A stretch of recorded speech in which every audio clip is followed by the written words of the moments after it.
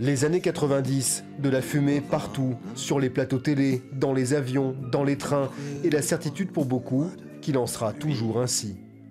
De quel droit ils peuvent nous empêcher de fumer? De quel droit? Mais en 2005, Yves Bure déterre la hache de guerre.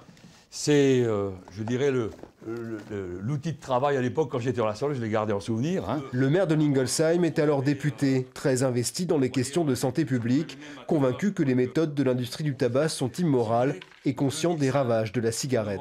À un moment donné, on dit qu'est-ce qu'on peut faire de plus que d'augmenter le prix? C'est l'interdiction de fumer dans les lieux publics. Ça a été un combat parce qu'on m'a traité d'illuminé.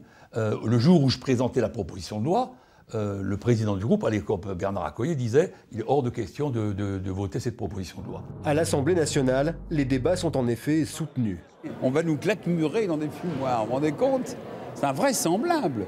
Ces gens-là sont des fascistes en puissance. Je me suis rendu compte que mes collègues du groupe UMP étaient vent debout. Ils étaient sous l'emprise du lobby des buralistes et de l'industrie du tabac.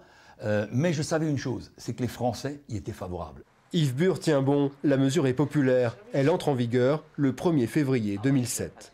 Je peux peut-être me targuer d'avoir sauvé des vies à travers le mandat parlementaire.